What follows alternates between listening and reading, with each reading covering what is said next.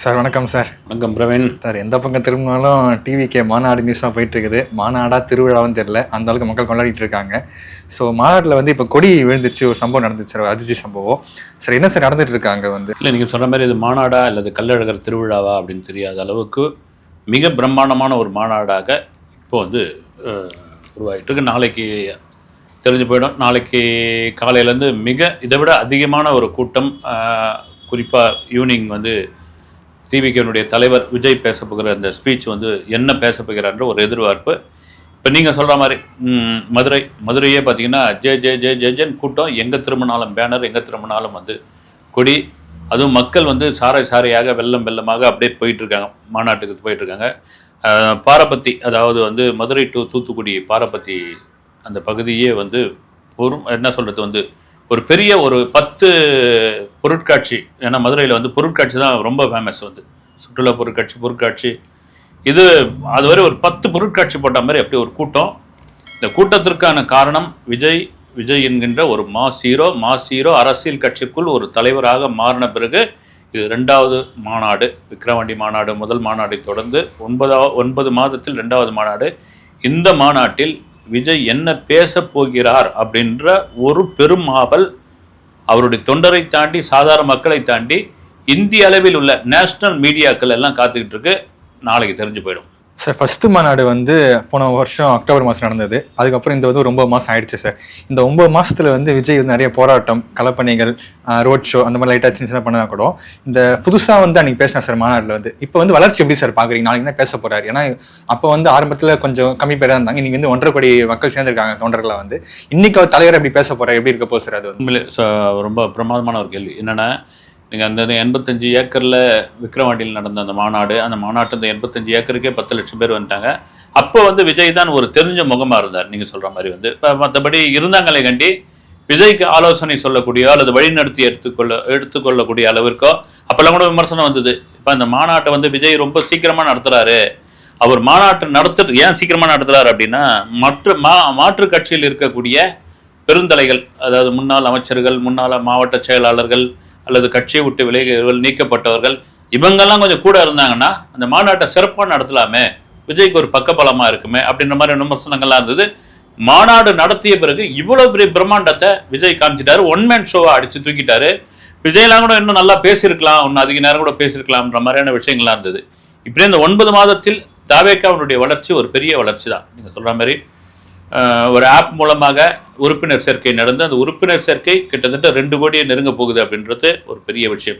இது தவிர பார்த்தீங்கன்னா ஆதவ் அர்ஜுனா, பிரசாந்த் கிஷோர் மாதிரியான, அப்புறம் நிர்மல் குமார், மாற்று கட்சியில் இருந்து வந்தவர்கள், மூத்த ஐஏஎஸ் அதிகாரிகள், ரிட்டையர்டு மேஜிஸ்ட்ரேட், இவங்கெல்லாம் கட்சிக்குள்ளே வந்திருக்காங்க. வந்து அதுவே ஒரு பெரிய பலம். இந்த மாநாட்டு அவங்களுடைய ஆலோசனைப்படி எப்படி பேசலாம், எப்படி நடத்தலாம், என்ன மாதிரியான விஷயங்கள் இந்த மாநாட்டில் செஞ்சால் அது மக்கள் மத்தியில் போய் சேரும்.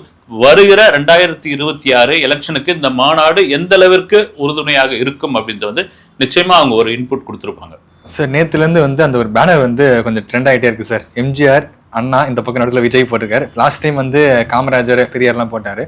ஸோ இந்த வாட்டி வந்து எம்ஜிஆர், அண்ணா போட்டோடனே அண்ணா திமுகவோட கூட்டணி வைக்க தான் இது பண்ணிட்டு இருக்காங்க அப்படி சொல்லிட்டு டாக் போயிட்டு இருக்குது. எப்படி சார் இது எப்படி பாக்குறீங்க? இல்லை பிரவீன், உண்மையாகவே வந்து விஜய் வந்து இந்த 2026 தனிச்சு நிற்க போறாரா? ஏன்னா அவர் தனிச்சு தான் நிற்க போறாரு அப்படின்னு சொல்லிட்டு இருக்காங்க. ஒரு பக்கம் பார்த்தீங்கன்னா கொள்கை எதிரி, அரசியல் எதிரி அப்படின்னு 2 விதமாக பேசிக்கிட்டு வராரு. அதுதான் அவருடைய முடிவாக இருக்குது.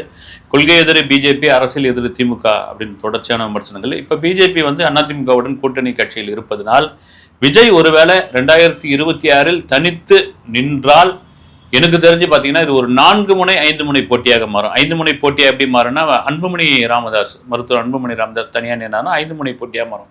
இது டிஎம்கேவிற்கு வெற்றி பெறுவதற்கு மிக சுலபமான ஒரு வழியாக இருக்கும். ஏன்னா விஜய் வந்து அந்த பூத்து கமிட்டி மாநாடு நடந்த போது கோயம்புத்தூரில் பேசுறது, நாங்கள் திமுகவை வீட்டுக்கணக்காக அனுப்பாமல் நாங்கள் வந்து ஓய மாட்டோம் அப்படின்னு பேசியிருந்தார். அவர் திமுக எதிர்ப்பு அரசியலை தான் வந்து தொடர்ச்சியாக அவர் கையில் எடுத்திருக்காரு. அப்படி இருக்கும் பொழுது கண்டிப்பாக விஜய் இந்த எம்ஜிஆர், அண்ணா அந்த பேனர் வந்து அதிமுகவுடன் கூட்டணி அப்படின்ற ஒரு சமிஞ்சையை காட்டுறாரு அப்படின்ற மாதிரி ஒரு விஷயம் இருக்குது. எனக்கு தெரிஞ்சு பார்த்தீங்கன்னா தனித்து நிற்கிறத விட அதிமுகவுடன் ஒரு கூட்டணி அப்படின்னு விஜய் வைத்தால் என்ன சொல்றது, ஒரு பெரிய இடம் வரலாம், ஒரு மாபெரும் மாற்று சக்தியாக மாறலாம் தமிழக அரசியல். என்ன வேணாலும் நடக்கலாம். அது நீங்க தனியா நிக்கிறத விட ஒரு 50 சீட்டு வாங்குறீங்க, ஒரு உதாரணத்துக்கு சொல்லணும்னா 35 எம்எல்ஏக்களை ஈஸியா அவங்க வந்து ஜெயிக்கலாம், ஒரு உதாரணத்துக்கு சொல்லும்போது. அதனால விஜயோட முடிவு என்னன்னு வந்து இது வரைக்கும் தெரியல. என்ன நான் அதான் சொல்றது, காலங்கள் மாறும்போது காட்சிகள் மாறும்னு. இன்னும் 8 மாதம் இருக்குது எலெக்ஷனுக்கு. ஆனால் ஒரு ஜனவரி பிப்ரவரி அந்த மாதத்துல விஜய் அறிவிக்கிறதுக்கான வாய்ப்பு நிறைய இருக்கு. அதே வேளையில எம்ஜிஆர் அண்ணாவை அவர் போட்டிருக்கிறதுக்கான காரணம் என்னன்னா, அவர் தொடர்ச்சியா பல இடங்கள்ல சொல்லிட்டு வந்து 67 77 நடந்த மாற்றம், அரசியல் மாற்றம் இப்ப 2026 நடக்க போகுதுன்னு. 67 தமிழகத்தில் மிக ஆளுமையாக இருந்த காங்கிரஸ் கட்சியை தோற்கடித்து விட்டு திமுக வென்றது அண்ணாவுடைய தலைமையில். 77 மிக பலமாக இருந்த திமுக வீழ்த்தி விட்டு எம்ஜிஆர் தலைமையில் அண்ணா திமுக வெற்றி பெற்றது. இப்ப 2026 டிவிக்கே எங்களுடைய விஜய் வெற்றி பெறுவார், நாங்கள் வெற்றி பெறுவோம் அப்படின்னு வந்து அவர் திரும்ப திரும்ப தொடர்ச்சியாக சொல்லி, அதுக்கு தான் அந்த பேனர் வந்து. மற்றபடி இந்த கொள்கை தலைவர்களுடைய இதெல்லாம் காண, ஒருவேளை வந்து நாளைக்கு காலையில் வைக்கிறாங்களான்னு தெரியல. ஓகே, ஆனால் விஜய் எது செய்தாலும் அது ஒரு பேசும் பொருளாக மாறும் என்பதில் இந்த மாநாடு நமக்கு தெளிவாக தெரிய வைக்குது. சார், விஜய் இந்த மாநாடு அனௌன்ஸ் பண்ணலேருந்து August 25 Vijayakanth birthday, Vijayakanth connect பண்ணிட்டே வந்திருந்தாங்க. இப்போ ரீசெண்டாக கூட ஒரு பேனர் வச்சிருந்தாங்க சார், வைரத்தை எழுந்து விட்டு தங்கத்தை இழக்க மாட்டோம் அப்படின்னு சொல்லிட்டு. இன்னொரு விஷயம் என்னன்னா, விஜயகாந்தோட சாங் ஒன்று பெரிய சாங் ப்ளே பண்ண போறாங்க மாநாட்டில் வந்து. ஸோ எப்படி சார் விஜயகாந்த் கனெக்டிவிட்டியில வந்துட்டு இருக்காரு விஜய் வந்து? இல்லை, விஜயகாந்த் உண்மையிலேயே வந்து நீங்க மதுரைன்னு சொன்னாலே விஜயகாந்த் சொன்னாலே மதுரை தாங்க. அந்த மதுரைக்கான அடையாளம் அது. பொதுவாகவே அந்த மதுரை மக்கள் வந்து அன்பையும் கோபத்தையும் ஒரு சேர வெளிப்படுத்தக்கூடியவர். கோபத்தை கூட பார்த்தீங்கன்னா ரொம்ப ஆக்ரோஷமா, அதே சமயத்தில் அன்பை கூட வந்து ஒரு கோபமா வெளிப்படுத்தக்கூடியவங்க. அது அந்த அன்பு கூட சாப்பிட்டு போறே இல்லையா அப்படின்ற மாதிரி அதட்டெல்லாம் தான் கேட்பாங்க அந்த அன்பை வந்து. அப்படி இருக்கும்போது விஜயகாந்த் திரைக்கு வந்த பிறகுதான் மதுரைனா இப்படிதான் இருக்கும், ஒரு மதுரையோட மைந்தன் இப்படிதான் இருப்பாரு அப்படின்னு நமக்கு தெரிய வந்தது. விஜயகாந்த் மதுரை மாநாட்டிற்கு பிறகுதான் ஆகப்பெரும் தலைவராக வந்து தமிழகத்தில் தெரிய வந்தார். அந்த மாநாட்டில் 25 லட்சம் பேர் வந்திருந்தாங்க. ஒரு பெரிய ஒரு ஸ்பீச் ஒன்று கொடுத்தாரு. எம்ஜிஆரே மதுரை மாநாட்டு முடிச்ச பிறகுதான் அவர் சிஎம் ஆனார் வந்து. அப்படி ஒரு மதுரைக்கு ஒரு பெரிய ராசியை உண்டு வந்து. அதனால இவங்க தேமுதிகவில் பிரேமலதா விஜயகாந்த் அவர்கள் வந்து விஜயகாந்த் படத்தை வந்து யாரும் யூஸ் பண்ணக்கூடாதுன்னு சொல்லியிருக்காங்களேண்டி. விஜயகாந்த் பொறுத்த வரைக்கும் பார்த்தீங்கன்னா அவர் வந்து எல்லாருக்கும் பிடித்தமான ஒரு மனிதர் வந்து. நீங்கள் கட்சி பாகுபாடு இதெல்லாம் கொண்டு வரக்கூடாது. நீங்கள் சொல்கிற மாதிரி பார்த்தீங்கன்னா வைரத்தை தான் இழந்துட்டோம், நாங்கள் தங்கத்தை இழக்க மாட்டோம்னு பல இடங்களில் வந்து போஸ்டர்ஸ் பேனர்லாம் ஒட்டியிருக்காங்க. அது நீங்கள் சொல்கிற பாட்டு வந்து அந்த வாராறு வாராறு அழகர் வாராருன்னு எவர் கிரீன் சாங் வந்து. விஜயகாந்துக்கு எப்படி நீ பொட்டு வச்ச தங்க கூடம், ஊருக்கு நீ மகுடம் அப்படின்ற மாதிரி இந்த வாராறு வாராறு அழகர் வாராறு பாட்டு வந்து ஸ்டேஜில் ஒழிச்சுதுன்னா வேற லெவலில் இருக்கும். அது ஒழிக்க வைக்க போகிறாங்கன்னு ஒரு தகவல் ஓடிட்டு இருக்கு. சார், பொதுவாக விஜய் கட்சி ஆரம்பிச்சிலேருந்து ஒரு நெருக்கடி வந்துட்டே இருக்குது. இன்னைக்கு இவ்வளோ பெரிய மாநாடு, 500 ஏக்கர்ல பெரிய மாநாடு நடக்கும்போது எந்த மாதிரி நெருக்கடியெல்லாம் சார் வந்துட்டு இருக்கீங்க? இல்லை, ஒவ்வொரு நெருக்கடியாக இப்போ பார்த்தீங்கன்னா ஒரு திடீர்னு சோஷியல் மீடியாவில் பார்த்தோம்னா ஒரு தம்பி பேட்டி கொடுக்குறாரு. சென்னையிலேருந்து வந்தவரான் அவர். காலையிலே கிளம்பி வந்துட்டேன் நான். வந்துட்டு இந்த மாட்டுத்தாவணி பஸ் ஸ்டாண்டில் இறங்கிட்டு அந்த மாநாட்டு திடலுக்கு அந்த வழியாக போகிற வண்டியில், இந்த கமுதி தூத்துக்குடி ராம்நாடு போகிற வண்டிகளில் அந்த மாநாட்டு பக்கத்தில் இல்லை, அது எங்கேயாவது ஒரு பக்கத்தில் இறக்கி விடுங்க அந்த ஸ்டாப்பில் அப்படின்னா, அங்கெல்லாம் நிற்காதுன்னு தொடர்ச்சியாக எல்லாரும் சொல்லி வச்ச மாதிரி சொல்கிறாங்க. நான் வேற வழி கிடையாது, நான் நடக்கவே ஆரம்பிச்சிடறேன். பல பேர் நடந்துலாம் போயிட்டு இருக்காங்க. இப்போ நான் மதியம் பார்த்தது என்னன்னா, வீடியோக்களில் பல பேர் நடைபயணம் நடக்க ஆரம்பிச்சிடறாங்க வந்து. ஏதோ பாத யாத்திரை போகிற மாதிரி நடக்க ஆரம்பிக்கிறாங்க. இன்னைக்கு இந்த லாக்டவுன் சமயத்தில் நார்த்தில் நடந்து போன ஞாபகம் தான் வந்து கும்பலாக இது. கண்டிப்பாக வந்து ஹோட்டல் ரூமுக்கெல்லாம் வந்து அறை கொடுக்க மாட்டேன்றாங்களாம் வந்து மதுரையில். அதையும் குமரி இந்த சோஷியல் மீடியாவில் சொல்லியிருக்காங்க. எதுக்கு வந்திருக்கீங்க, விஜய் மாநாட்டுக்கு வந்திருக்கீங்களா அப்படின்னா, ஆமாம் அப்படின்னா ரூம் கிடையாது கிளம்புங்க அப்படின்னா. இதெல்லாம் என்னன்னே தெரியல வந்து, என்ன டிசைன்னே தெரியல. ஒரு மாநாடு ஒரு தலைவர் அவர் நடத்திட்டு போறாரு வந்து, நீங்கள் நடத்துங்க. எதிர்ப்பு அரசியல் இப்படி காட்ட வேண்டிய அவசியமே கிடையாது வந்து. நீங்கள் மக்களுக்கு நாங்கள் இது பண்ணுறோங்க, மக்களுக்கு நாங்கள் நல்லது பண்ணுறோம். இன்னைக்கு என்னன்னா, நீங்கள் ஒரு காலத்தில் எதிர்ப்பு அரசியல் பண்ணதெல்லாம் அதெல்லாம் மாறி போச்சு. அப்போ என்னென்னா மீடியாக்கள் கிடையாது. அப்போ வந்து பேப்பரு, வானொலி, அதுவும் பேப்பர் கூட பார்த்தீங்கன்னா ஒரு ஆளுங்கட்சியோ இல்லை வலிமையான ஒரு ஆளோ வந்து சொன்னால் அந்த செய்தி கொஞ்சம் போடாதீங்க, கொஞ்சம் அடக்கி வாசிங்க, கொஞ்சம் மாற்றி போடுங்க அப்படின்னு சொன்னால் ஒத்துப்பாங்க. இன்னைக்கு சோஷியல் மீடியாவில் ஒவ்வொரு கையிலையும் ஒவ்வொரு செல்ஃபோன் இருக்குது. அவன் தான் மீடியாவை மாறிட்டான். டக்குன்னு எல்லாமே தெரிய ஆரம்பிக்குது. இப்போ நீங்கள் என்னதான் ட்ரிகர் பண்ணி ஒரு எதிர்ப்பு அரசியல் பண்ணாலும் வந்து அது வெளியே ஈஸியாக தெரிஞ்சிடும். அது வந்து நீங்கள் எதையுமே வந்து பார்த்தீங்கன்னா, நீங்கள் நடத்துகிறீங்களா, நடத்திங்க, வாழ்த்துக்கள் அப்படின்னு சொன்னீங்கன்னா அங்கே உச்சத்தில் போயிடுவீங்க. யாராக இருந்தாலும் கண்டிப்பாக ஒரு எதிர்ப்பு உண்டு. எந்த ஆளுங்கட்சியாக இருந்தாலும், அது அதிமுகவாகட்டும் திமுகவாக இருக்கட்டும், யாராக இருந்தாலும் புதிதாக ஒருத்தர் புஷ்ன்னு வரும் பொழுது கடுப்பாக தான் ஆவாங்க வந்து. இது இந்தியாவில் உள்ள பல மாநிலங்களிலும் உண்டு, இந்திய அரசியலிலும் உண்டு வந்து. அதே வேளையில் அவங்க கடந்து போயிடணும் வந்து ஒரு, ஏன்னா விஜய்க்கு இன்னைக்கு ஒரு பெரிய பலமாக இருக்கிறது பார்த்து, இன்னைக்கு விஜய்க்கு வந்து ஒரு பெரிய பலமாக இருப்பது வந்து இளைஞர்களுடைய ஓட்டும் பெண்களுடைய ஓட்டும் தான். இந்த மாநாட்டு திடல்லே பார்த்தீங்களா எவ்வளோ இளைஞர்கள், அப்புறம் பெண்கள் வந்து ஒரு அம்மா சொல்லுது வந்து, நான் வந்து அவரை சின்ன எம்ஜிஆரை பார்க்குற மாதிரி பார்க்குறேன் நான். அதாவது நான் எம்ஜிஆர் ரசிகை, என் மகன் வந்து விஜய் ரசிகர், என் பேரன் வந்து விஜய் ரசிகர், அதனால நான் இங்கே பார்க்க வந்தேன். நாளைக்கு வந்து வர முடியாது, இங்கே கூட்டம் கட்டுக்கடங்காத கூட்டமாக இருக்கும், என் பேரன் தொந்தரவு பண்ணா, அதனால வந்தேன் நான் அப்படின்னு. இது எல்லாம் என்னன்னா ஒட்டு மொத்தமாக இது வெறும் வந்து ஒரு சினிமா கவர்ச்சி மட்டும் கிடையாது. வந்து பார்க்குறவங்களாம் ஓட்டு போட்டுருவாங்களா அப்படின்ற ஒரு கேள்வி இருக்கும் பொழுது, சரி வந்து பார்க்குறவங்கள பாதி பேர் ஓட்டு போட்டால் என்ன ஆகும் வந்து, அதுவும் ஒரு பெரிய பலம் தானே வந்து.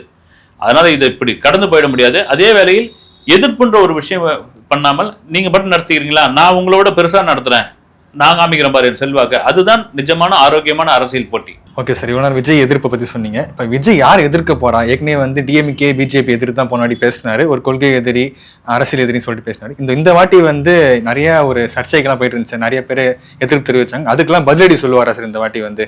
ஒரு கொந்தளிப்பான பேச்சா இருக்குமா சார்? இல்ல, கண்டிப்பா வந்து ஒரு எதிர்ப்பு அரசியல் பேச்சா தான் இருக்கும் வந்து. நீங்க மற்ற விஜய் வந்து சீக்கிரமா பேசிட்டு போயிடுறாரு, 3 நிமிஷத்துல பேசுறாரு, கண்டென்ட் இல்லாம பேசுறாரு.